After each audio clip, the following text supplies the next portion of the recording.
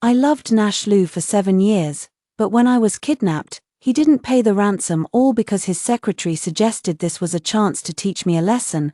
I endured hellish torment, finally learning to stay away from Nash Lu. He then wept and begged me for another chance. The day I walked barefoot into the city, I made the news. The adopted daughter of the Lu family, kidnapped for months, returned in tattered clothes, dirty and reeking, her scarred feet bare, like a dog.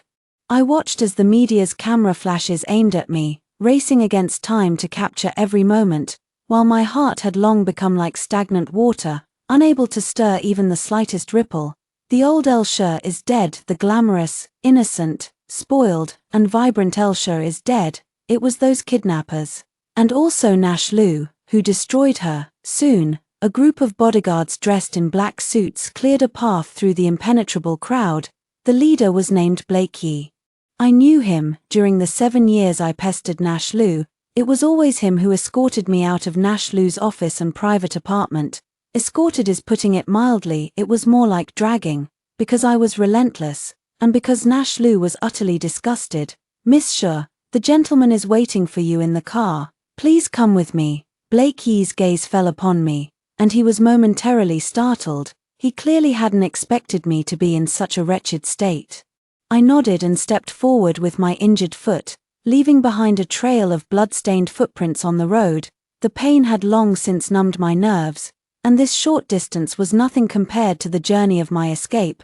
Blakey walked behind me and couldn't help but call out, "Miss Shur." I didn't answer him. "Pity me." Actually, he should be grateful. After this lesson, I will never pester Nash Lu again, nor will I cause any additional trouble for his work. After getting in the car, I saw Nash Lu sitting with his eyes closed, resting. His fine black hair was meticulously styled, and his exquisitely sculpted features were flawless beyond reproach.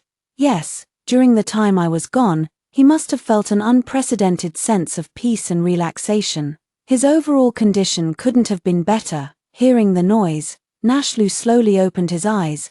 The moment he saw me, he barely recognized me. "Elsher," I obediently nodded. "Yes, I've learned my lesson." Before, I didn't care about being the Lu family's adopted daughter and acted as if I were their biological child, arrogant and domineering. But now, after being kidnapped, I've realized my life is in the Lu family's hands.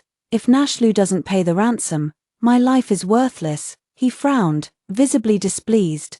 "How did you let yourself end up like this?" "Like this? What does that mean? A madwoman, a beggar?" I fled for dozens of kilometers, sleepless day and night, besides the kidnappers. I had to stay vigilant against man-eating beasts in the wilderness. When thirsty, I drank rainwater. When hungry, I scavenged through trash piles by the highway. Under such circumstances, anyone would go mad, wouldn't they? I knew he was upset that my appearance in front of the media would cause trouble for his company, or more accurately, the Lu family's company. "I'm sorry for dirtying Nash Lu's eyes." Hearing my response, Nash Lu paused for a moment before curling his lips into a smile. "She wasn't wrong. You've indeed learned to behave." I didn't understand what Nash Lu meant. As the car door closed and the engine started, he suddenly reached his long arm toward me. Instinctively, I shrank back into the corner in resistance, only for him to stop abruptly and remark with disgust, "Elsher, you stink." Perhaps because the car's interior was enclosed, the foul odor clinging to me finally reached Nash Lu's senses, a fermented stench of blood and sweat, mixed with the grime of rolling in dirt and scraping through garbage piles. Hearing Nash Lu's words, I instinctively moved away from the seat, causing the car to swerve, and I ended up kneeling in the aisle. Sorry, I won't dirty the seats. I just kneeling here is fine." It hurt my knees. And the tiny blood holes left by the kidnappers' thin steel needles, they blamed me, saying I meant nothing to Nash Lu, that they couldn't get a ransom, wasted their time, and took their anger out on me. I couldn't stand up, so I simply knelt in that cramped space. Nash Lu instantly flew into a rage. "What are you doing? Get back to your seat," he commanded me, but disgusted by the filth, he didn't come to help me up. I had no choice but to obey. Struggling with all my might to prop myself up and sit back down, the pain, combined with the low blood sugar I'd been suffering from these days, even forced **** tears out of my eyes. Nashlu had always turned a blind eye to my tears, finding them nothing but an annoyance, but this time, against all expectations, he actually tossed the handkerchief he'd used to wipe his hands onto me. I clutched that clean, pristine handkerchief tightly. In the past, I would have been overjoyed, but now, it only served as a glaring reminder of my own filth and brokenness. Cheng glanced at me through the rearview mirror. I kept my head down, perhaps he had never seen me looking so pathetic and ridiculous before. The car drove back to the Lu residence, where Nashlu ordered someone to take me to the bathroom to freshen up. I refused the maid's assistance, only allowing them to pick out a long dress from my old wardrobe that reached past my ankles. They rummaged for quite a while before finally pulling out a modest, long-sleeved dress from the assortment of fashionable clothes, something resembling a student's uniform. No one had defined what a student should wear, but as I looked at myself in the mirror, I did appear more like a student compared to my previous flamboyant style. Before the kidnapping, I had just received an acceptance letter from a top international design school, but now, 3 months had already passed since the enrollment deadline. Thank you, the maids were shocked, never expecting the young mistress to thank them, but after this experience, I understood clearly that at my core, I was no different from them. They were maids hired by the Lu family, and I was merely a daughter hired by the Lu family. Pushing the door open, I saw Nashlu waiting for me at the top of the stairs. He leaned lazily against the railing, eyeing me up and down before letting out a mocking laugh. Elsha, what kind of trick are you up to now, dressed like this, tacky? Nashlu thought this was just another childish attempt of mine to grab his attention, but all I wanted was to cover up the scars on my body. I followed Nashlu into the dining room, where an eerie silence hung in the air. It wasn't until Nashlu signaled for me to step forward that I noticed Mr. and Mrs. Lu sitting at the table, their faces filled with concern. As soon as Mrs. Lu saw me, she practically rushed over, her steps unsteady. A woman beside her considerately reached out to support her. Auntie Lu, don't worry, Miss Shah has returned safe and sound, hasn't she, Miss Shah? Auntie Lu has been so worried about you that her hair turned white. I recognized this woman. She was Nashlu's secretary. Ria Cheng had naturally straight black hair and wore the simplest high-neck sweater and jeans, yet around her neck hung a beautiful rose gold necklace. I was safe and sound, while in contrast, Mrs. Lu's hair had turned white from worry. With just one sentence, I went from being the victim to the unfilial daughter of the Lu family. Mother Lu held on to me and cried, while the woman beside her tried to comfort her, but I couldn't cry. I looked at Nashlu, whose eyes seemed to say that I was a heartless person. Finally, Father Lu spoke up sternly to interrupt. Stop holding on to Elsha, let her come and eat. Mother Lu wiped her tears and said, it's my fault, my fault. Our dear girl has suffered so much these days and probably hasn't eaten well. Come quickly, Auntie made your favorite fish soup. Mother Lu pulled me to sit between her and Father Lu, while Nashlu sat across from me, and Ria Cheng took the seat beside him. How much like a family, looking at the food in my bowl, with its perfect color, aroma, and taste. I had almost forgotten what normal food was like. I wanted so badly to throw down my chopsticks and grab it with my hands to stuff into my mouth. The closer I got to the city on the highway, the stricter the sanitation management became. Gradually, I couldn't find any trash piles, which meant no food, so I was practically starving for 3 days, surviving only on leaves. Under everyone's gaze, I restrained myself, picked up the bowl, and used chopsticks to shovel the food into my mouth. Even so, I could still see Ria Cheng's mocking look as she ate daintily with her chopsticks, flaunting her elegance. Nashlu saw this scene and naturally felt even more disdain for me. But under his mother's signal, he had no choice but to personally place a piece of sweet and sour pork in my dish. I had thought that even the most unpalatable plain kanji and steamed buns from before would now be devoured by me, but as I looked at the tempting sweet and sour pork, the mere thought that it was Nashlu who had served it made my stomach churn with nausea. Sweetie, eat up. Nashlu knows you like sweet and sour flavors, so he specially asked the cook to prepare an extra dish. Nonsense. Nashlu has no idea what I like. On the contrary, I know his preferences inside out. For example, His favorite color is rose gold. Seeing my hesitant hand with the chopsticks, Father Lou asked with concern, "What's wrong, sweetheart? Did you argue with Nash Lou on the way back?" "Don't worry, after dinner, I'll deal with him, Dad," Nash Lou called out, perhaps feeling that this made him lose face in front of Ria Cheng. I shook my head without speaking, overcoming the physical disgust, and used my chopsticks to put the sweet and sour pork into my mouth. Little did I know, the moment I swallowed, I vomited it out. Nash Lou looked stunned, and I immediately stood up from the stool, covering my head and hiding in the corner. I'm sorry, I'll eat it, please don't hit me." Everyone was shocked. Mother Lou's tears welled up again as she came over to hug me. "Did those people abuse you, sweetheart? Tell me, did they?" Father Lou walked over with Nash Lou.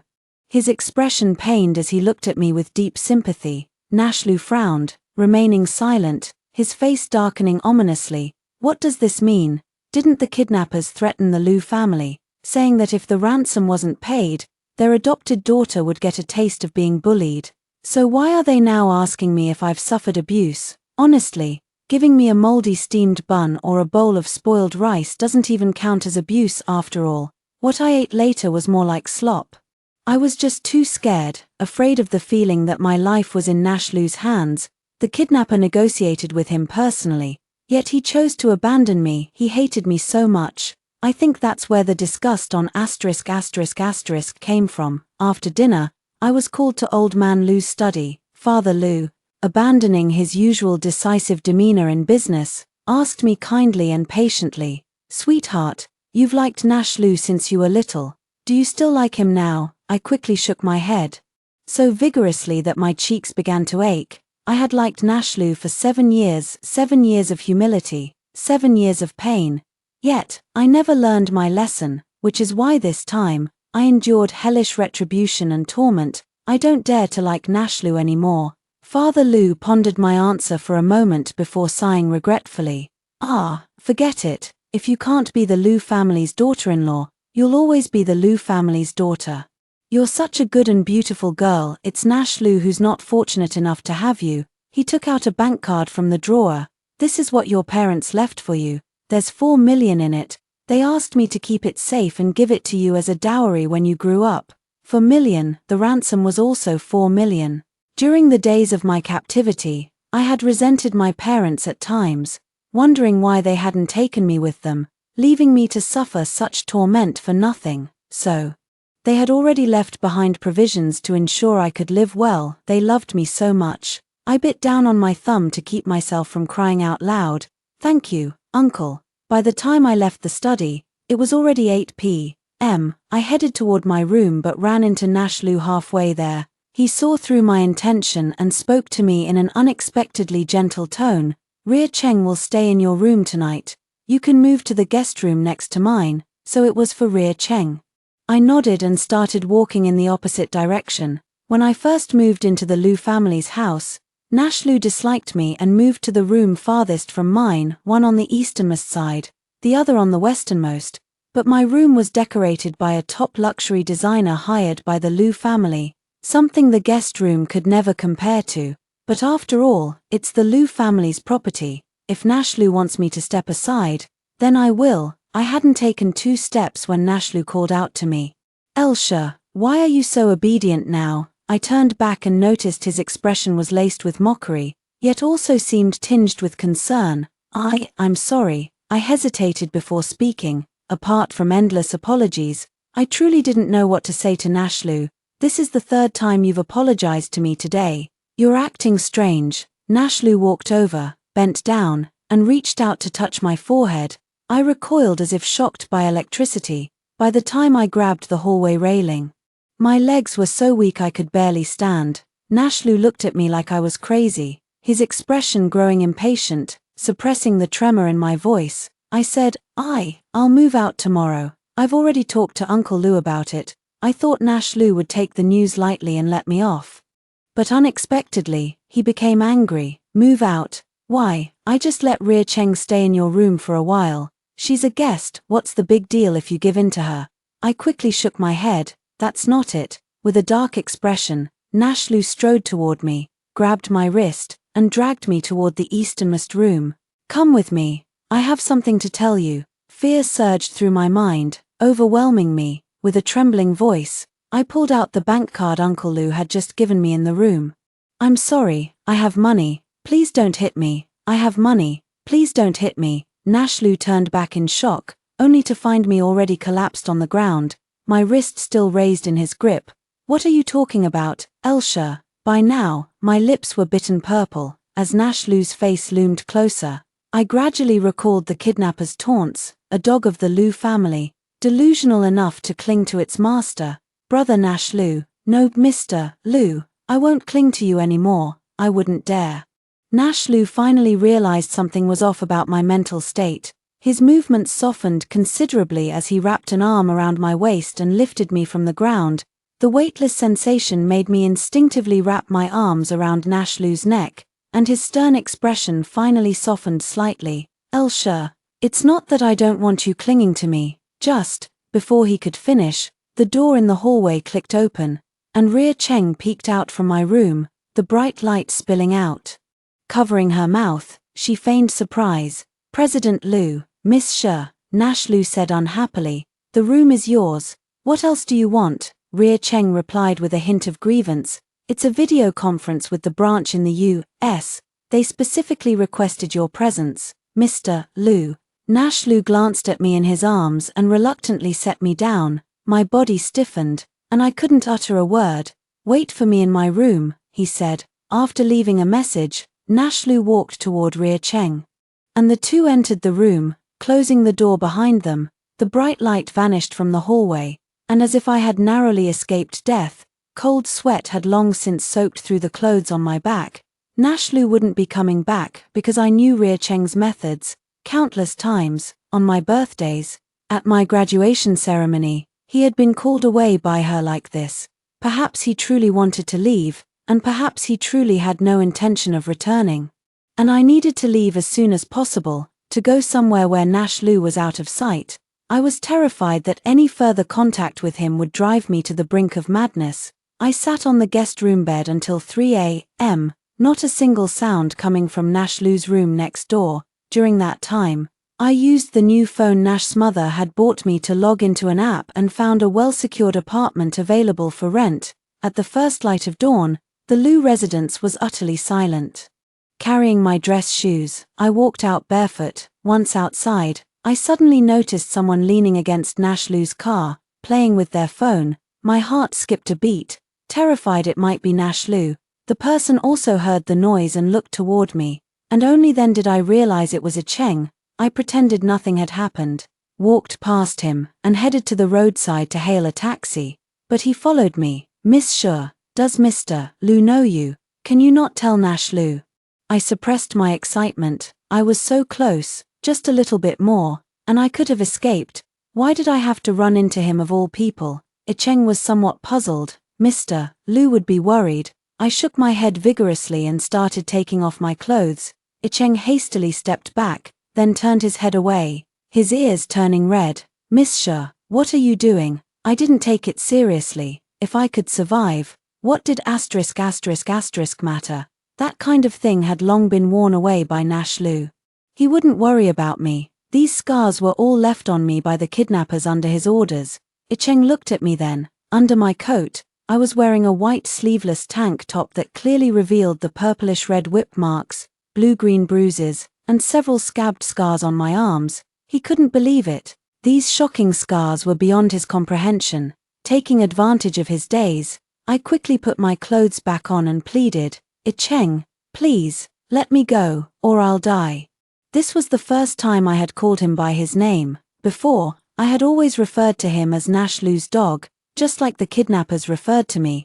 Cheng was speechless for a long moment. I hurriedly ran to the roadside to hail a taxi when suddenly, a large hand grabbed me. Recoiling instantly after sensing the scars beneath my clothes, I was almost in tears. "Don't," Cheng gritted his teeth, his tone resolute. "You can't get a taxi at this hour. I'll take you." With mixed emotions, I got into Nash Lou's car again, and Cheng turned off the dashcam just in case. "Bear with it for now, we'll be there soon." He thought I was resisting getting into Nash Lou's car, and indeed I was. But as long as I could escape Nash Liu and the Liu family, enduring this was nothing. When we arrived at the prearranged neighborhood by car, I texted the agent saying I wanted to move in directly, eager to meet his sales target. He arrived early in the morning with the contract and keys. Greeting me with a smile at the entrance, Cheng, concerned, followed me upstairs to check out the apartment. It was a fully furnished loft, and though the space was relatively small, it had all the necessary household items. 120 square meters, it's already the largest apartment in our complex. Whether Miss Xia lives alone or with her boyfriend, it's more than enough space, he said. I looked at Cheng, who remained silent, lowering his head to flip through the contract in his hand. He then asked about utilities like water, electricity, and air conditioning. After confirming there were no issues, he handed it to me. For some reason, I trusted him deeply. Perhaps it was his good-natured tolerance, how he never minded when I punched and kicked him after pulling me out of Nash Liu's office each time. Or maybe it was how, under Nash Liu's orders, he found me in a bar and beat up those men who tried to get handsy. Without hesitation, I quickly signed the contract. Pulled out my bank card, and handed it to the agent. He swiped it on the POS machine, flattered me and Cheng with a few words, then happily left. In the empty room, only Cheng and I remained. Suddenly, he seemed a little uneasy. Miss Xia, I should be going back now, I nodded. Thinking of writing him a check as thanks, it was my old habit, but then realized my pockets were completely empty. Right, I had left with nothing. I had intended to bring a few personal belongings. But I didn't even expect my own room to be taken over, let alone have access to checkbooks. Cheng, how can I thank you? Cheng was slightly surprised. No need to thank me, I didn't say anything more. Even if he needed my gratitude in the future, I wouldn't refuse. Cheng left, he still had to return to work. Before leaving, he said, "Get some good rest." Of course, I needed to rest. I even had the thought, finally, I can rest. For dozens of kilometers, I slept under the rain shelters in the farmland and on low tree branches. Though I called it sleep, my mind was always on high alert, wary of those who might come to capture me and the wild beasts that could harm me. Back at the Liu family's house, I was constantly waiting for a chance to escape, so when I sat on the soft bed in the guest room, I repeatedly pinched the tender flesh on the inside of my thighs just to stay awake. I took off my shoes and went upstairs to the bedroom, where the large bed had only a bare mattress. Naturally, I hadn't had time to buy any home furnishings yet. Fortunately, this loft came with blackout curtains. I pulled them shut, collapsed onto the mattress, and fell into a deep sleep. Consciousness returned, and I heard the loud banging on the door, echoing throughout the room and the entire hallway. But I had slept for too long. Sitting up from the bed, I didn't move, my limbs as if they hadn't yet relearned how to function. The moment the lock's core hit the floor with a sharp clack, I snapped back to full awareness. Who was it? Is it a kidnapper, or Nash Liu? I quickly searched the room for something to defend myself with, only to find everything bare, so I got up and went downstairs, but in my panic, I stumbled and fell when there were just 1 or 2 steps left. "Elsha," a clear voice rang out. I looked up to see Cheng standing outside my door, holding a shopping bag, panting and looking tense. He rushed over to help me up. "Are you okay?" I was stunned, still unsure what had happened. Outside, the locksmith quickly replaced the door's lock cylinder and packed his tools into his backpack. "Oh dear, young lady. Your boyfriend knocked for 2 hours and you didn't answer." He was so worried. I held my head, feeling dizzy and drowsy. In my sleep, I really didn't hear anything. The locksmith continued, "I heard you have depression, right? Your boyfriend was so worried outside the door, afraid you might hurt yourself. Listen to me. A pretty girl like you can do anything, just don't think of doing something foolish." I looked at Cheng, who seemed a bit embarrassed. He let go of me and walked over to the locksmith. "Master, please don't say any more. I'm not her boyfriend. How much for the lock change?" After taking the payment, the locksmith gave a knowing look, picked up his tool bag, and before leaving, said to me, "Young lady, this guy seems pretty good to me. Why not give him a chance?" Cheng closed the door with a thud, not daring to look at me. "Sorry, I was worried you might be at home, so I called a locksmith, but I didn't say anything." I knew Cheng was a straightforward person, wearing his emotions on his sleeve. He must have been genuinely anxious earlier, which is why the locksmith made that assumption. It's fine, I was just sleeping. Honestly, Cheng didn't need to worry like that. If I weren't someone who valued my life, I wouldn't have clawed my way back from hell. I licked my parched lips. Seeing this, Cheng rummaged through the shopping bag he had hastily thrown on the ground earlier, pulled out a bottle of milk, unscrewed the cap, and handed it to me. I took it and sipped slowly. It was ice cold, as if it had just been taken from the fridge. It seemed he knew that I only ever liked my milk chilled. Cheng glanced around the room before his gaze settled on me, noticing I was still dressed in a long top and skirt. Though slightly wrinkled and disheveled, Cheng asked in confusion, "How long have you been asleep?" I thought for a moment. "More than 2 hours." Didn't he say he knocked on the door for 2 hours? Cheng's expression turned strange as he spoke. "Think carefully, it's been 2 days since you signed the contract." 2 days. I was somewhat surprised to see Cheng in casual clothes, though I distinctly remembered him wearing a suit this morning. Turns out, I had been sleeping for 2 days and nights without eating or drinking. Cheng already knew the answer. He reached out and ran his hand across the table. Sure enough, a layer of dust. I hadn't cleaned the apartment since moving in. He took off his black jacket and tossed it onto the chair, stirring up a cloud of dust as it landed. "Sit here." I didn't know what he was up to, so I walked over and sat down on his coat. He rolled up his sleeves and went into the bathroom. After some noise, Cheng came out with a wet cloth and started wiping the dining table, then the coffee table, and finally the wardrobe. "Rest for a bit. Once I'm done cleaning up, I'll take you out to eat." Take me out to eat. I found it quite novel, especially seeing him do household chores. Cheng is Nash Lu's bodyguard, a man who speaks with his fists. Who would have thought he could be so meticulous with housework? About an hour later, Cheng finished mopping the floor, then went into the bathroom to wash the sweat off his face before coming out. "Did you get impatient waiting?" The young man's damp hair dripped with water droplets that trailed down his wild features, outlining a naturally roguish smile. I nodded absent-mindedly, then shook my head. He laughed heartily, walked over as if to pat my head, but then seemed to think better of it and withdrew his hand. "Let's go." I stood up, and he grabbed his jacket. "How about Hangzhou cuisine? Sweet dishes. I've heard those young girls rave about how delicious they are." Those young girls must be employees of Nash Lu's company. Cheng sometimes deals with them too. Could he have specifically inquired about the restaurant? Hearing him say that, I also felt a bit hungry. After all, I had slept for 2 days and nights, and that day at the Lu family's place, I didn't eat much and even threw up. But as soon as I took 2 steps, a sharp pain suddenly twisted in my stomach. I rushed to the bathroom, clutching the toilet as I retched. There was nothing left in my stomach to vomit, so all that came up was brown blood. Seeing this, Cheng, who had followed me in, held my shoulders so frail that his hands nearly encircled empty space. Sure. He helped me to the wash basin, where I rinsed my mouth with water. With a serious expression, he asked me, "Have you been to the hospital for a checkup since you came back?" I shook my head. He immediately carried me on his back, grabbed the keys, and went downstairs. I was in so much pain that I couldn't speak. In the taxi, he kept pressing the spot between my thumb and index finger, using his experience to ease the pain in my stomach. "Driver, go faster," Cheng urged. Seeing my condition in the rearview mirror, the driver silently accelerated to the maximum speed. Throughout the entire examination process at the hospital, I was in a daze. It wasn't until the stomach pumping was over that Cheng came to my ward with the report.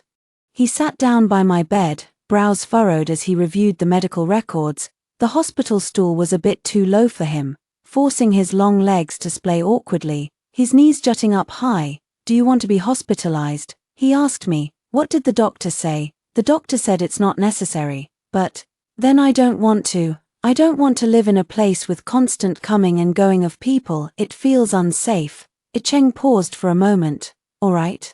But from now on we must come to the hospital every day for dressing changes and checkups. I can feel that some of my wounds have been treated. During this time, you can only have porridge and liquid food every day." Even without Cheng saying it, I can probably guess 3 months of eating spoiled steamed buns and rice. Sometimes starving, sometimes barely fed, must have ruined my stomach. I-Cheng, but I'm really hungry now.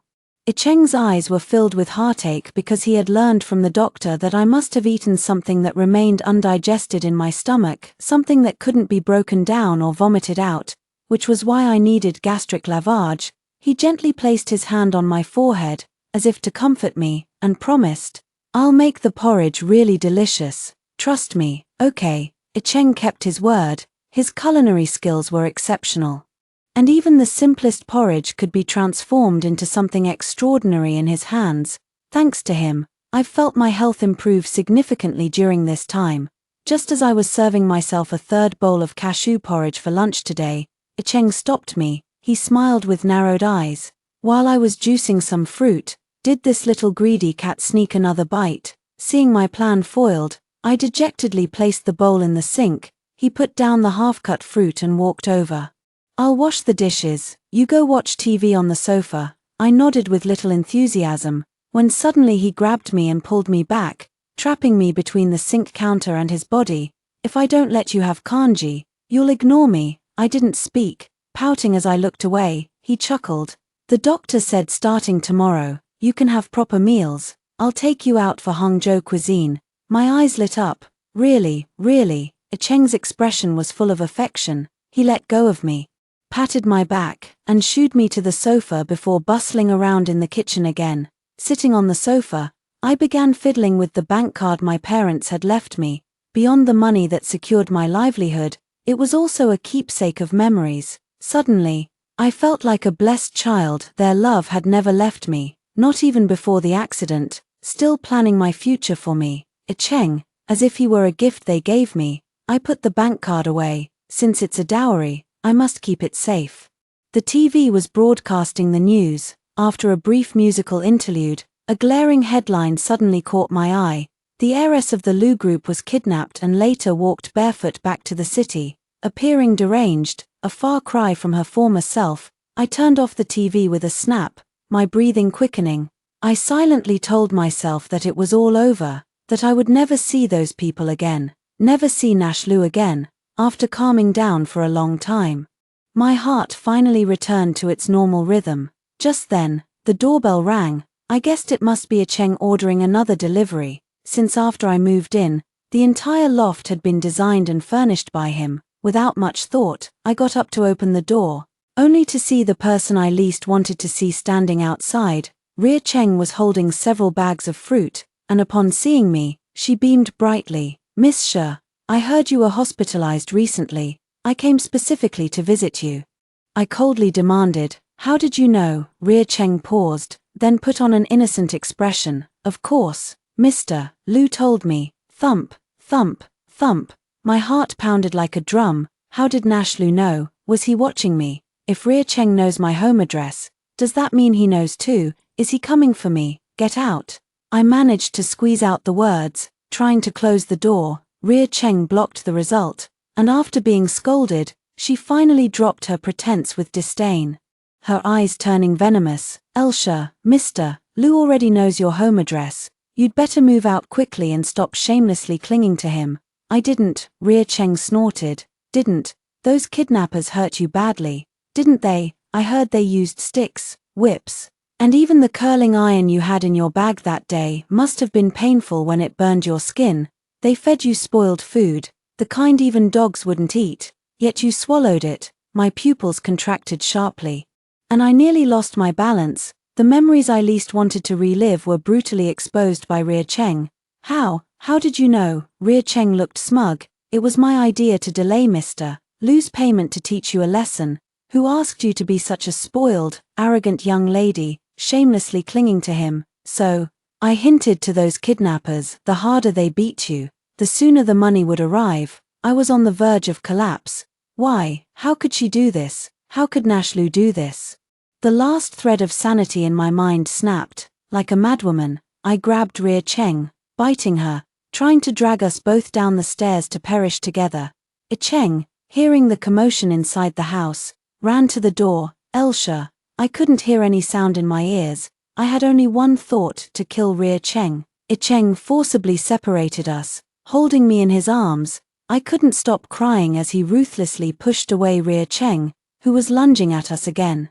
Ria Cheng crashed into the stair railing with a loud thud, too hurt to stand up. "What are you doing?" a stern voice interrupted us. Nash Liu, still impeccably dressed in his suit, made his entrance with his usual composure, forming a stark contrast to every moment of my wretchedness. How pitiful I was. After Nash Liu came upstairs and saw me leaning into Cheng's embrace, his expression darkened further. He turned to help Ria Cheng up. "Mr. Liu, I was just kindly visiting Miss Xia."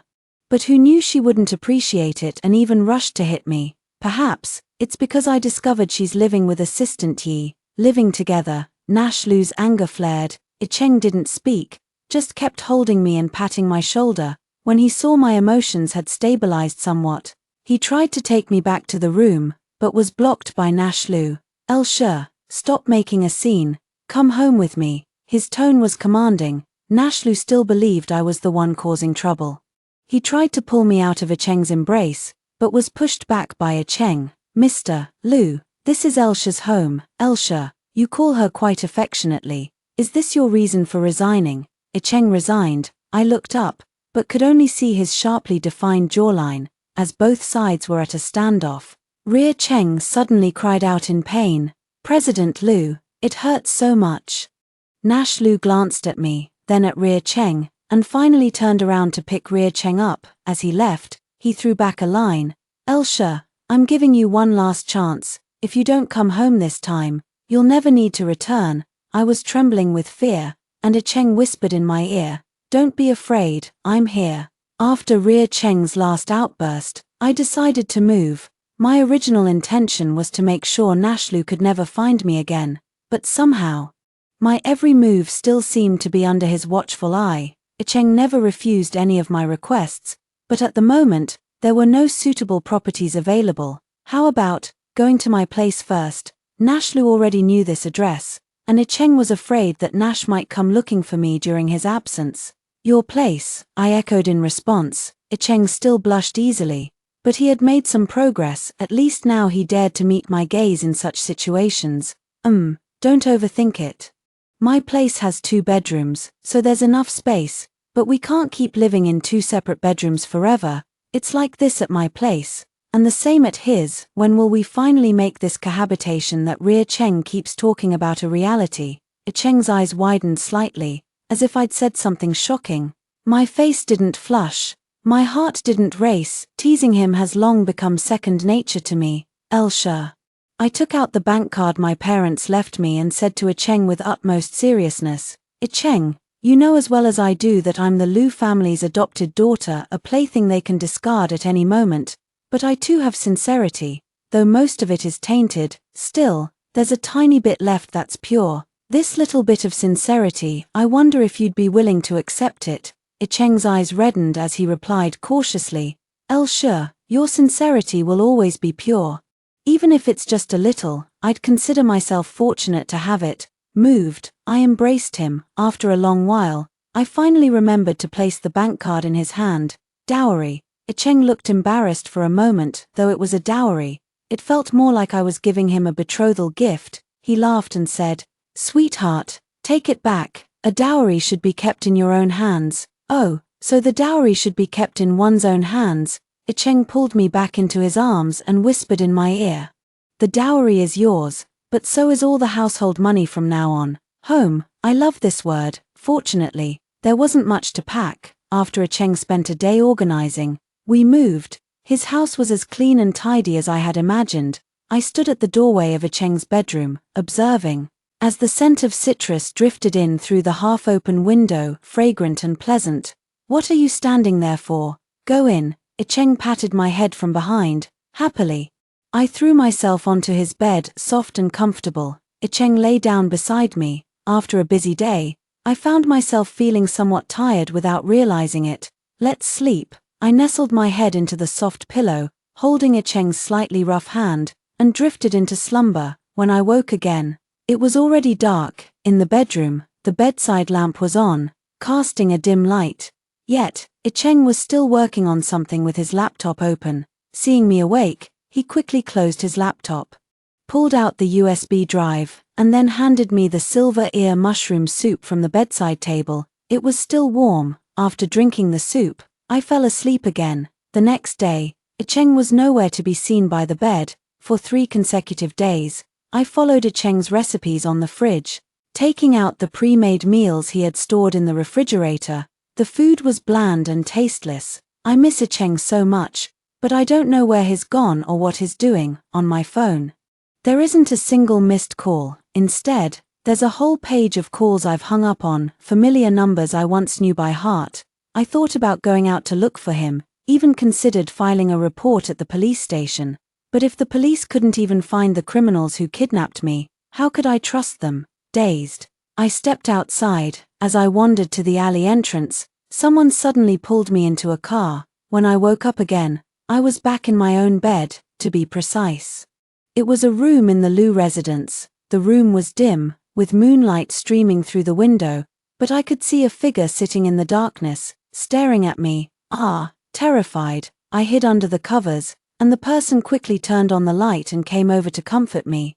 "Elsha, I just wanted you to sleep well. I'm sorry for scaring you." The voice was like a demonic spell. I hesitated before pulling down the blanket. My whole body chilled. "Liu, President Liu."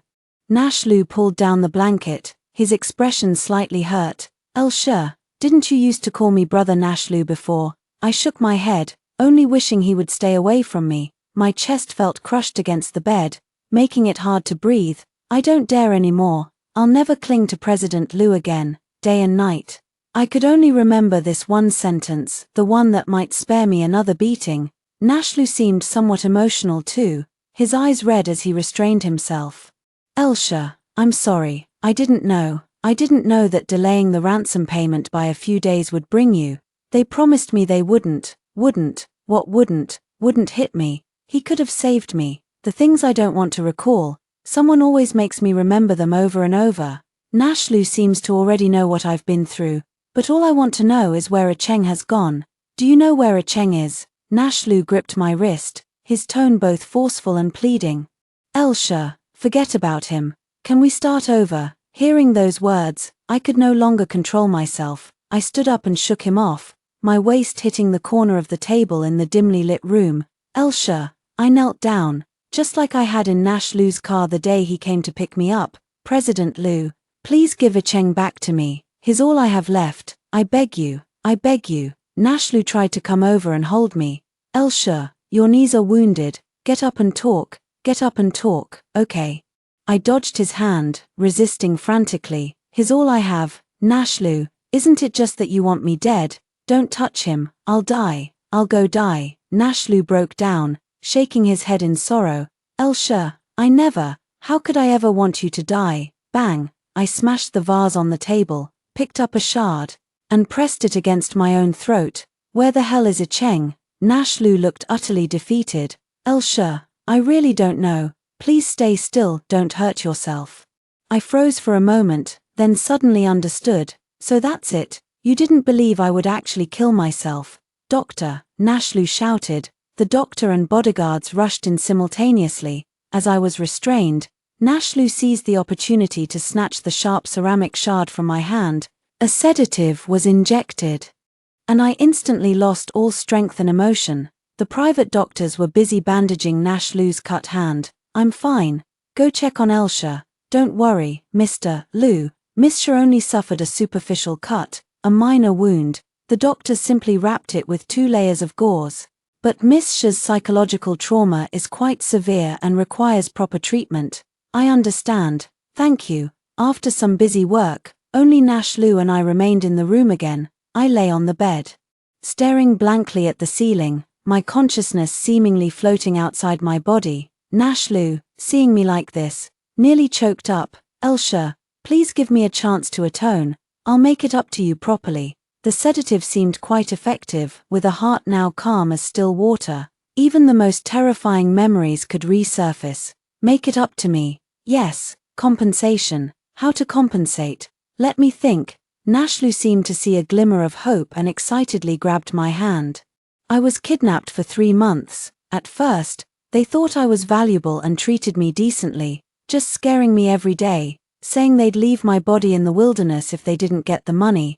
Oh, right back then, they'd throw me half a plain steamed bun each day. I couldn't stomach it, but little did I know, I'd soon lose even that meager ration. Later they called you and told me to scream more pitifully. Do you remember what you said? You said it sounded awful and to contact your secretary if there was anything. Not long after hanging up, one of them kicked me in the stomach, and I fell to the ground with the chair. Gradually, they became more and more brazen, realizing that beating someone like me, a young lady from a good family, wouldn't matter anyway, since no one cared, so they started punching and kicking me every day, venting their anger on me at the slightest provocation. I saw Nashlu's body begin to tremble. Can't handle it already, what's next then? Later, when they couldn't get the money, they slowly lost their patience. Whips, steel needles, clubs, and even the curling iron I had in my bag that day, they electrified it and pressed it against my skin. You could smell the burning flesh, with every word spoken. Nashlu became more distraught. He hardly dared to look at me, yet feared I might vanish in the blink of an eye, torn and tormented. But I didn't care. Why put on such an act, Elsha? Why didn't you wait for me to pick you up? If you had told me, I would have killed them. I tilted my head slightly, offering a hollow smile. The ransom never arrived. You know, they said they'd kill me. And do you know what? In that moment, I actually thought, finally, I could be free. I could even see my parents' faces, waiting for me on the other side. But they told me to live on. I don't know where I found the strength, but I managed to escape, first through a forest, then farmland, and finally reached the highway. I slept under sheds, in trees, eating leaves and drinking rainwater. If I was lucky enough to find a garbage dump, I'd eat the same things they often fed me, spoiled food. Like this, I walked for days and nights, dozens of kilometers, just to return to you, and the first thing you said to me was, "How filthy." Ha ha. Nashlu could no longer hold on and collapsed to his knees. His eyes were terrifyingly red as he looked at me, utterly despairing. Elsha, I'm sorry, I didn't know about the ransom, didn't know this was how you came back. Nashlu, can you and Ria Cheng endure even a fraction of what I went through? You can't make it up to me, but I forgive you, really. Nashlu trembled in disbelief, clutching my hand. Really, as long as you give Cheng back to me. That night, Nashlu stood by my bedside for a long time, his eyes sunken, weathered by life's ups and downs. He still claimed he didn't know where Cheng was, so I didn't want to talk to him anymore, until his phone rang. He tucked in my blanket and left with a lonely figure. I stayed at the Lu residence, unable to go out. A psychiatrist would come to my room every day for therapy. The doctor was a beautiful older sister who never pressured me about my past. Instead, she would tell me interesting stories every day. Later, I was willing to trust her and took the initiative to speak to her. Asking if she had a lover, she said yes and showed me the diamond ring on her hand, happily mentioning that they were about to get married. I congratulated her and told her about my relationship with Cheng, to which she expressed her relief. That night, I sat by the bed, gazing at the moon for a long time. Subconsciously, I wanted to check if Cheng had contacted me, only to remember that my phone had long been confiscated, so I could only gaze at the moon. And as I kept looking, I pushed open the window and jumped down. The smell of disinfectant in the hospital was unbearable. I woke up with a headache, feeling as if every bone in my body was about to fall apart. The argument outside the hospital room grew increasingly intense, gradually reaching my ears. No wonder Nan hasn't been close to us since she came back. She must think we abandoned her. Nashlu, how could I have given birth to such a mixed breed like you? How am I supposed to explain this to your uncle and Aunt Sha? Dad, Mom, I didn't expect this either. I just wanted her to behave. Slap. A crisp sound of a hand striking flesh echoed, followed by a few muffled groans from Nashlu. I thought Uncle Lu had hit him again, until I heard Aunt Lu's scream, "Assistant Yi Cheng." I tried to get out of bed but fell to the ground. Oh, turns out my leg was broken. My room in the Lu residence was only 2 stories high. Jumping from there wouldn't have been enough to kill me. Hearing the commotion, Cheng rushed in from outside, his face weathered with stubble on his chin, as if he hadn't shaved for days. Icheng, I casually grabbed a piece of fruit from the bedside and threw it at him. Though hit, Icheng looked tense and worried, quickly stepping forward to pick me up and place me back on the bed. Mother Lu called for the doctor. After a brief examination, the doctor said, "The patient must not get out of bed casually for the next 2 weeks. There's already irreversible damage to the knees. If you act recklessly again, you might as well forget about keeping your legs." It was clear the doctor was a bit angry. Icheng quickly apologized in a gentle tone, saying, "I won't do it again next time." The doctor gave a strange look at the people gathered around me and said, "If you need help or legal assistance, come directly to me." With that, he left to make his rounds. Indeed, with such injuries on me, it's hard not to make people think too much. Icheng came up and hugged me, covered in dust from the journey. I pushed him away, but then Mother Lu came up and embraced me. This time, I didn't dare to push her away. "My dear girl, you've suffered so much. It's all my fault. I failed in raising my son properly."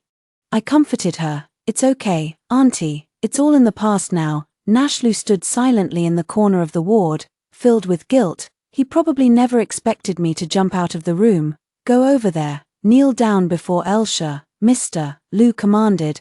Nashlu obediently walked over, and I looked to Icheng for help. Icheng pulled him up in one swift motion. "Elsha can't take it anymore." "Yes, Uncle Lu, the Lu family has raised me for so long. This time, let me repay the Lu family."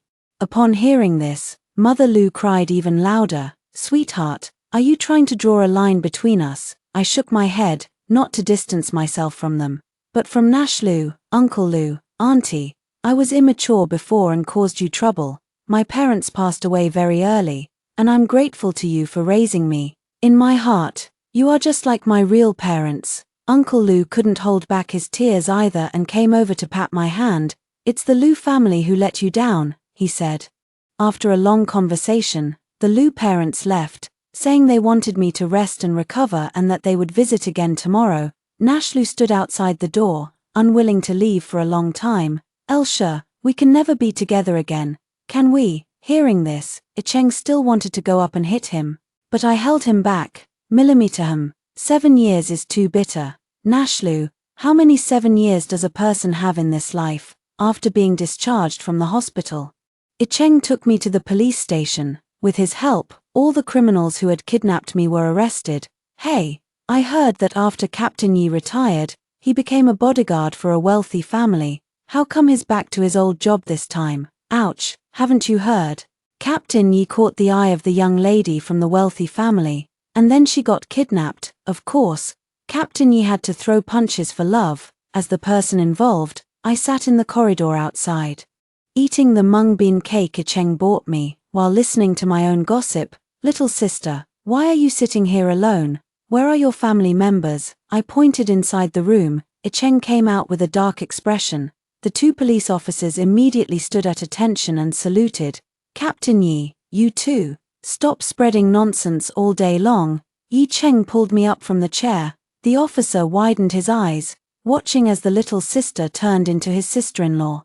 "Why not spread it? I think it sounds quite nice." Icheng, police officer. After retiring, Icheng participated in this case as an act of civic bravery.